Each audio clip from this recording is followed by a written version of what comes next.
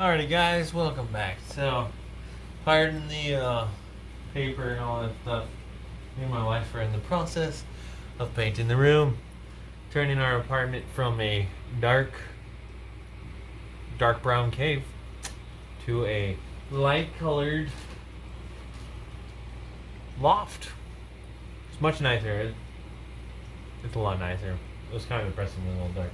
But anyways, that is not the subject of this video. This video we're going to be talking about the fertilizers that I use for the fish tanks. So I've been using these since 2008. Ooh, a long time. It's now 2020. So, apologize for the bit of algae in here. I tried using bone meal to add calcium. Not a good idea, as it added too much phosphorus, which caused an algae bloom. So just be mindful that you probably could use it, but you just gotta be careful you don't throw the phosphorus out. Otherwise, things become out of level and then get undesired results, unless you want the algae. Alright, but so to start off with, you have a two system here. You have the micronutrients and then the other stuff. So this is gonna be just a bunch of different mixtures. So on the bottle it lists, I got these as a kit a long time ago. But on the bottle it has the different like the scientific terms for the different compounds that you're going to mix together, and you mix them by weight, not by volume, because sometimes volume can really mess you up, whereas weight is a more accurate measurement, I've heard. And then I just use RO water with these, and I typically go through these bottles with my 5 tanks. I typically go through it every week. I'm kind of heavy with it, but yeah, if you want things to grow a little faster, add a little bit more. If they're starved, they'll kind of stagnate, and you can kind of tell that they need more. And you can also tell by the issues that they're having. You can tell what they're lacking and what you need to add more of. But so yeah, so let's show you how to make this. So when I bought this as a kit, it came with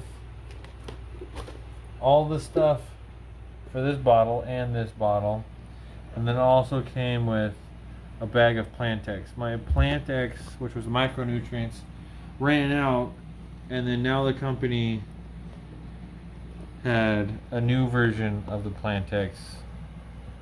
Go figure, what, 8 years later or 12 years later.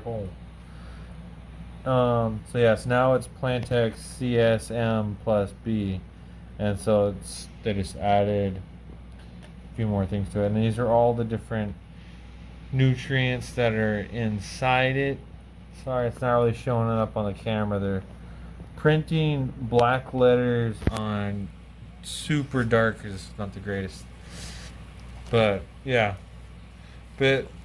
So this is the company now is NilocG Aquatics.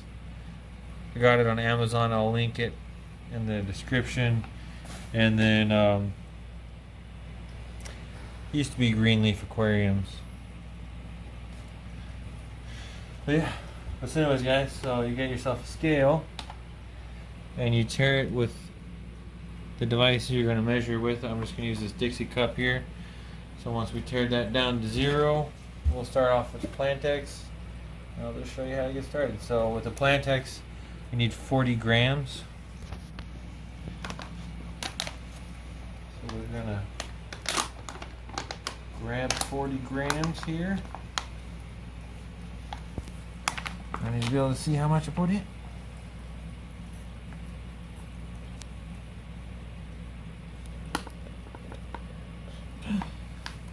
It's the wrong unit. Thank you, camera lady.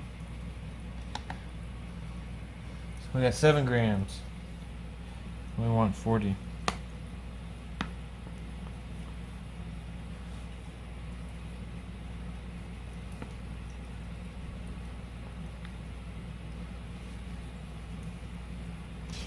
And this is the reason why I ran out on this one, because they gave you like an equal portion of everything, but you use a lot of the plantex, because the plantex is the only one that goes in that bottle, whereas you have these 4 other bags that all mix in this other bottle.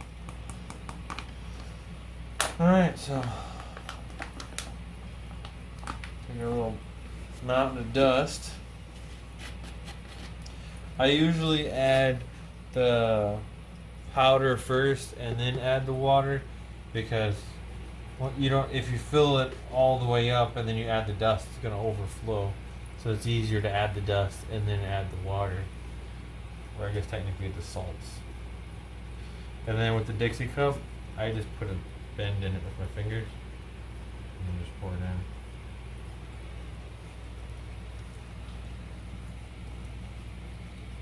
in. And just keep shaking it a little bit to get the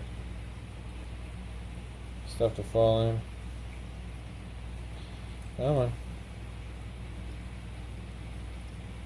Some of these go a lot better than others. And the next one, like the third one on the list, is terrible. It's all clumpy. Alright. And then all we gotta do on this guy is add water. We'll do that in a bit.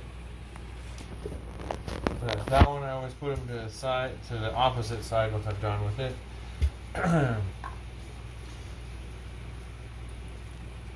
Little guy back. Now what's next on the list is K2SO4. So I'm gonna look over here. So here we have the K2SO4. I need 29 grams.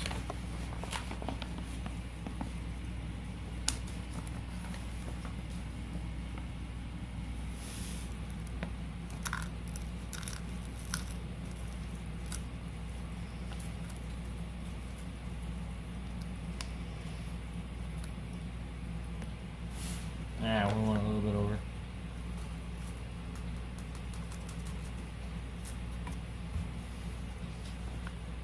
It's close enough. Now, a lot of these you don't have to be too precise. And what I've done in the past is on some of these, like for a while there, I was low on potassium, and so I just upped the potassium until it was about right. I would just go up like 3 grams every week until it got to where the plants were no longer having issues from potassium deficiency.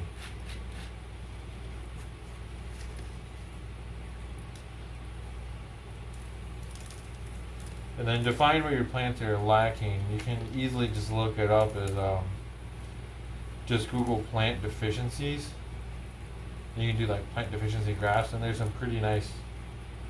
Google will come up with a bunch of nice photos showing you what the different things would look like and the different symptoms. I can share one of those too on there if you guys want. Keep forgetting to put the cup in. Get back here, cup. Alright. So now that was the K2SO4. Throw him to the side. Next up is KN03, and we need 33 grams. Can you see that?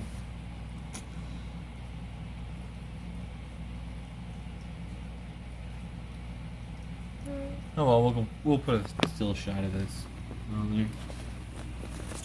KN03.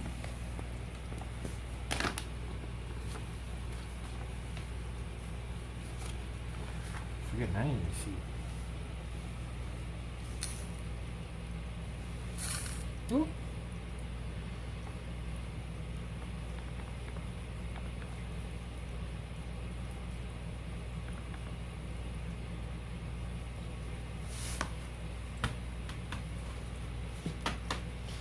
One thing I have to say that's kind of nice is the bags that send them in are really nice.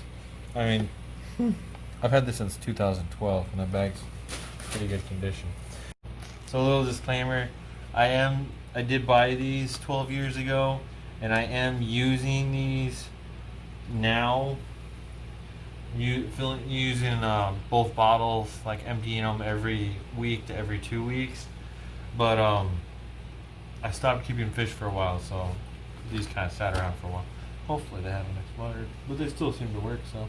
And the plantex I just got, that's probably why the bag is so different and looks much more professional.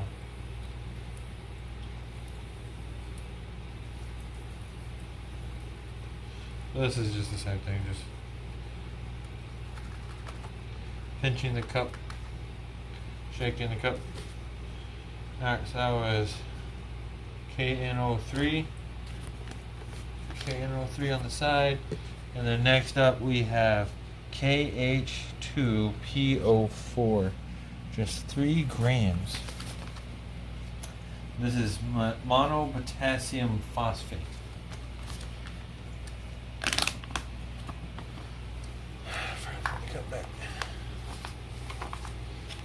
Monopotassium phosphate, here we go.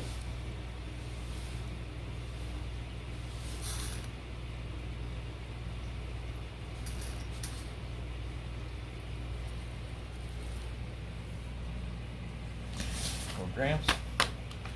Close enough.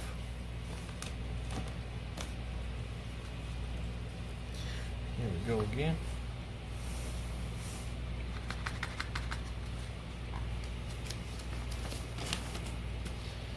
Alright, last one. We need 20 grams of MgSO4. And this is magnesium sulfate. And then one thing that's nice about this is, since they already gave you the scientific names for these, you can look them up and you can buy, like, most of these you can get on Amazon in 20-pound bags, but unless you have a huge fish room or you're using it with hydroponics or aquaponics or something, that would last you forever.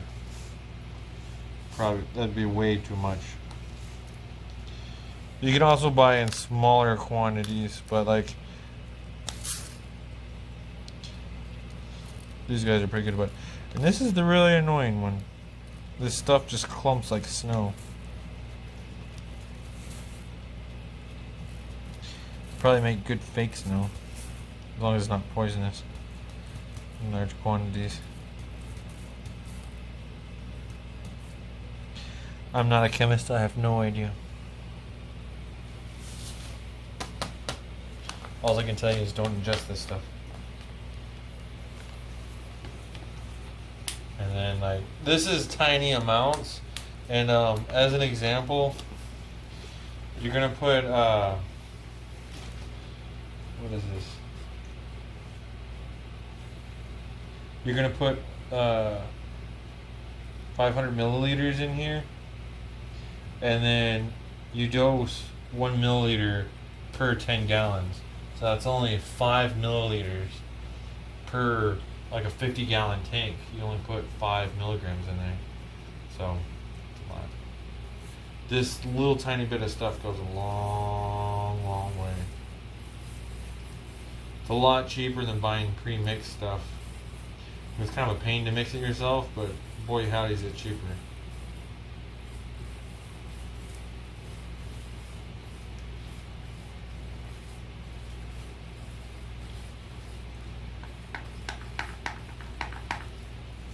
You can see this last little bit. This stuff just, it just clings together and bunches up. But there we go. All right. And then we're gonna take a little pause here. We'll go fill these bad boys up with some RO water, and I'll see you in a bit.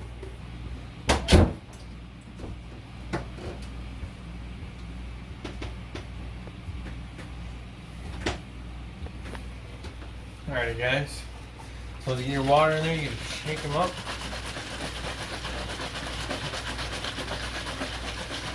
And yeah, shake them up pretty good.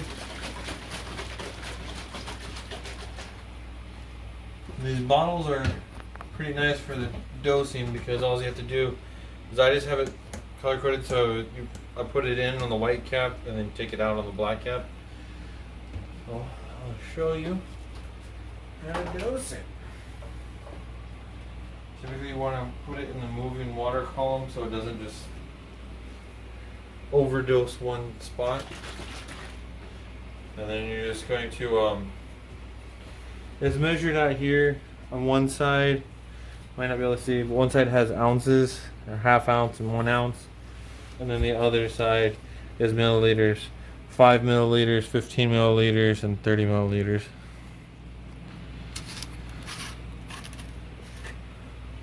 And then you just squeeze the bottle. Fills up. I normally do about that much, so just over 15. And then just pour it in through.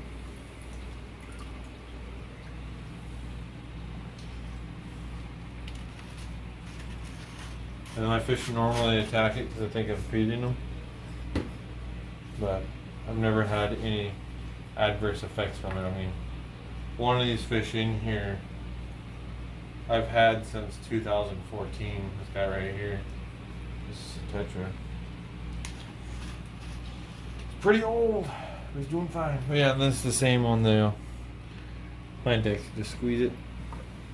You get about that level, and then. But it depends on the size of your tank, and then also like the plant level you have in your tank. Mine's pretty heavily planted, and so I use it a lot. But I use these two, Osmocote and the gravel for slow release. And then I use Flourish XL for liquid carbon, but I only use that about once or twice a week, mostly for the algae and when I'm trying to get some of the plants to take off. I'm overstocked on duckweed. If you notice, like in some of the tanks like this one up here, the duckweed is blocking out the light. So, yeah. Gotta take it easy sometimes and be like, well, that's too much. Slow the plants down. Slow the plants down, you slow the fertilizer down. But yeah, guys, this is my very rough thing here. Like I said before, I'm not a chemist. I didn't go to school for this kind of stuff. This is just my experience and my opinions. But have a good one, guys. And then don't forget to check out my affiliate links at the bottom. Helps me out, and it'll help you find the stuff I showed here in this video. Have a good one, y'all.